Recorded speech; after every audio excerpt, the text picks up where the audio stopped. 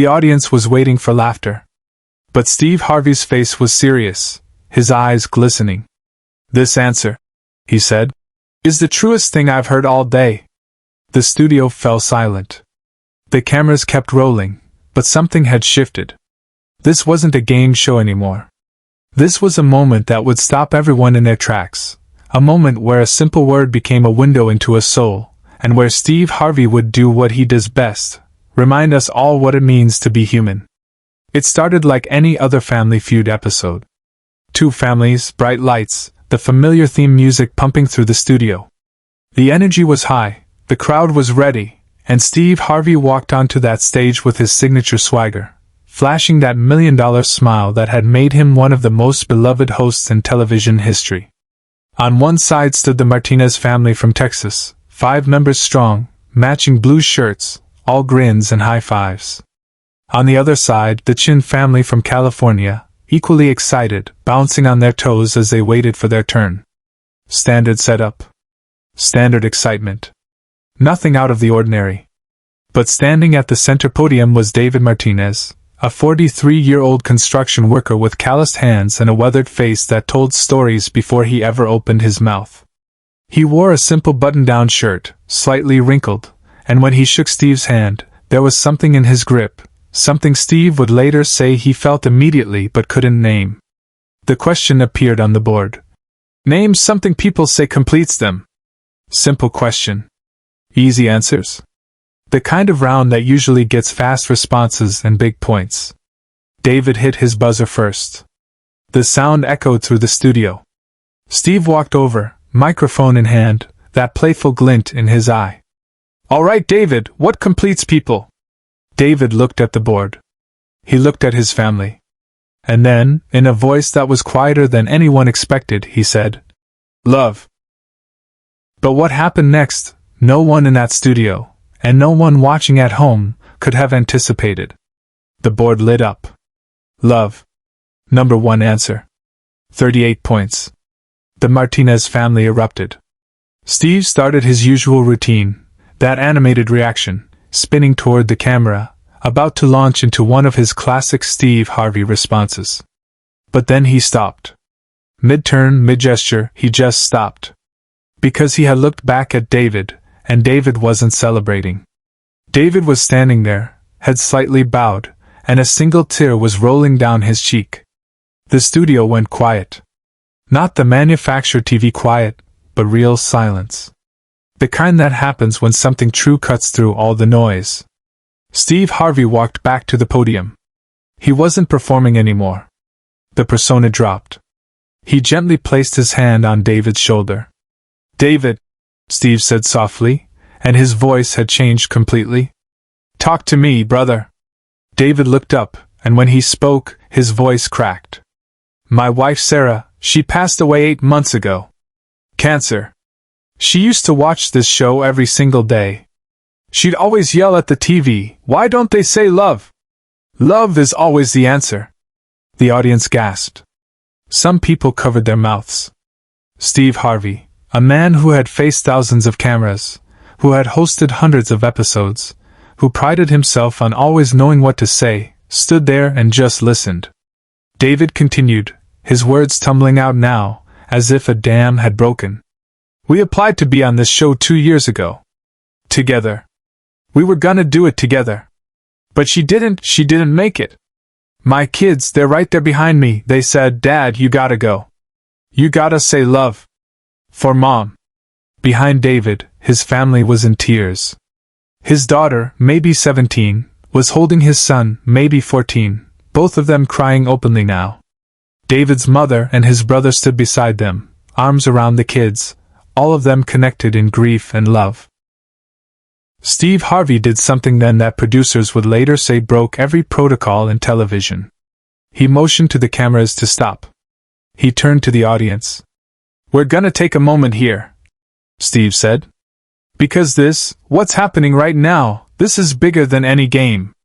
Subscribe and leave a comment, because the most powerful part of this story is still ahead."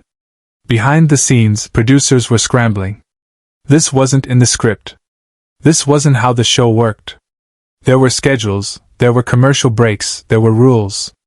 But Steve Harvey didn't care about the rules right then. He cared about David. Steve took off his suit jacket. His burgundy tie, his perfectly pressed gray vest, suddenly seemed too formal for what was happening. He draped the jacket over his arm and stepped fully away from the podiums, moving into the space between the two families. "David," Steve said, "I want you to look at me." David lifted his eyes. "Your wife was right. Love is always the answer. And you know what? She's watching this right now. I believe that with everything in me. She's watching you, she's watching those beautiful kids, and she's so proud." The studio audience, 200 people, were all on their feet now. Many were crying. Some were holding each other. The Chen family, David's competitors, had left their podium and were standing together, hands over their hearts. Steve turned to David's children. "Come here," he said, gesturing them forward. The teenagers hesitated for just a moment, then walked onto the stage. Steve Harvey gathered them in, one arm around each of them, David in the middle. "Your mama loved you," Steve said to them. "And that love? It doesn't go anywhere. It doesn't disappear. It lives in every choice you make, every kindness you show, every time you remember to say love when the world asks you what matters." This is the moment no one in the studio, and no one watching at home, ever saw coming. Steve reached into his vest pocket. He pulled out a card, his personal card, something he almost never did on the show. He pressed it into David's hand. "You call me," Steve said. "Not for the show. Not for publicity. You call me because I want to know how you're doing. I want to know how these kids are doing. You're not alone in this." But Steve wasn't done. He turned to his production team in the wings. "Bring out a chair," he called. The crew looked confused. Steve pointed to a spot just off stage, in the wings where Sarah Martinez's family said she always dreamed of sitting. "We're keeping a seat for Sarah," Steve announced. "For the rest of this episode, there's a seat here for her. Because she's part of this family, and she's part of this moment." A crew member brought out a chair. They placed it in the wings, visible to the family but out of the main camera shot. On the chair, they draped Steve's jacket. David broke down completely then. His kids held him. His family surrounded him. And Steve Harvey stood there with his hand on David's back, not rushing him, not moving on, just being present. The audience didn't know what to do with their emotions. Some were applauding through tears. Others were just watching, witnesses to something that transcended entertainment. When David finally composed himself enough to continue, Steve looked at him and said, "We're gonna play this game. We're gonna finish this round. Because that's what Sarah would want. She'd want you to be here, to laugh, to live. But we're playing it differently now. We're playing for her." The game resumed, but it was transformed. Every answer, every moment, carried weight. When the Martinez family won that round, the Chen family cheered as loudly as anyone. When they moved to the next question, there was laughter again, but it was different now, deeper, more real. At the end of the episode, when the Martinez family had won and were celebrating their victory, Steve Harvey called everyone back to center stage, both families, the whole crew. "I've hosted this show for years," Steve said. "I've seen thousands of families, answered tens of thousands of questions. But today, David gave us the answer that matters most. Love. And I want everyone watching to understand something." He looked directly into the camera. "Life is going to test you. It's going to take people you love. It's going to break your heart. But if you hold on to love, if you make that your answer to every question that matters, you'll get through. That's not a game show answer. That's a life answer." The audience gave a standing ovation that lasted for minutes. The Chin family presented the Martinez family with flowers they'd brought for good luck. David's children stood tall beside their father, and you could see it in their faces, they were going to be okay. Share this video and subscribe. Make sure this story is never forgotten. In the days after that episode aired, something extraordinary happened. The show received over 50,000 messages. People shared their own stories of loss, of love, of moments when someone stopped the noise and just listened. David's story became a viral moment, but not in the shallow way things usually go viral. It became a touchstone. Steve Harvey spoke about it later in interviews. "That jacket I gave him," Steve said. "I never got it back. And I don't want it back. That jacket is in David's home now, hanging in his daughter's room. She told me it reminds her that there are people in the world who care, even when they don't have to." The chair they brought out for Sarah became a tradition. For weeks after, the Family Feud set kept a chair in the wings, in memory of all the people who should have been there, who were there in spirit, who were part of the love that families carried with them. David Martinez used the winnings from that show to set up a scholarship fund in his wife's name. The fund supports children who have lost parents, helping them pursue education despite their grief. Steve Harvey contributed to that fund, not publicly, not for cameras, but because he believed in what Sarah had believed in, that love is always the answer. Years later, David's daughter would graduate from college. In her valedictorian speech, she would talk about that day on Family Feud, about watching her father break down and watching Steve Harvey show them that vulnerability isn't weakness, it's the most honest form of strength. She would say, "My mother taught us that love completes us. Steve Harvey taught us that admitting it, living it, showing it, that's what makes us whole." The episode itself became one of the most watched in Family Feud history. But more than that, it became a moment that people returned to when they needed to remember what matters.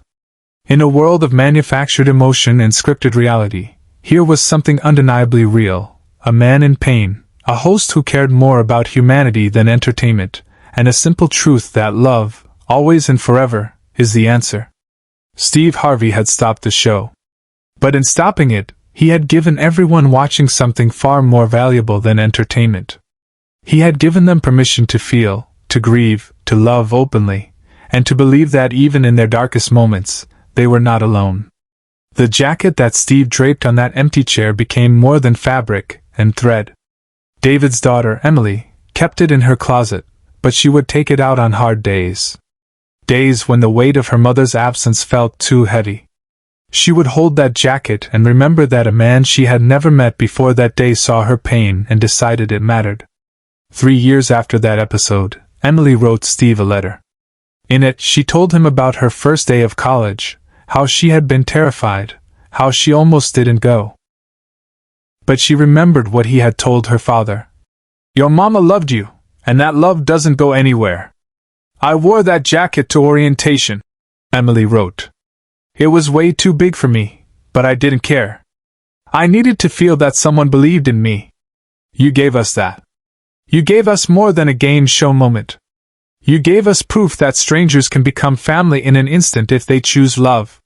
Steve Harvey framed that letter. He keeps it in his office, not as a trophy, but as a reminder. A reminder that television is powerful not when it's perfect, but when it's human. When it stops trying to entertain and starts trying to connect. David Martinez still watches Family Feud. His son, now 17, watches with him. They've made it a tradition, a way to remember Sarah without drowning in sadness. Sometimes they laugh at the answers. Sometimes they cry. But they always remember that day when their father stood on that stage and chose to be vulnerable, and a host chose to honor that vulnerability instead of rushing past it. The producers initially worried that stopping the show, breaking format, would hurt ratings. They were wrong. That episode became a cultural moment. It was shared millions of times, not because it was shocking or scandalous, but because it was real. In an age of curated perfection, people were starving for authenticity, and Steve Harvey fed that hunger. Other game shows started reaching out to Steve's team, asking how they could replicate that magic. But Steve's answer was always the same. "You can't replicate humanity. You can only make space for it." That's what he did that day. He made space. Space for grief. Space for love. Space for a family to be seen not as contestants, but as people carrying an unbearable weight with remarkable grace. That's the power of presence. That's the power of one person deciding that connection matters more than protocol. That's the power of stopping the world for just a moment to say, "I see you." Your pain matters. Your love matters. You matter. And that's the legacy of the day Steve Harvey stopped Family Feud and gave us all a lesson on love that we'll never forget.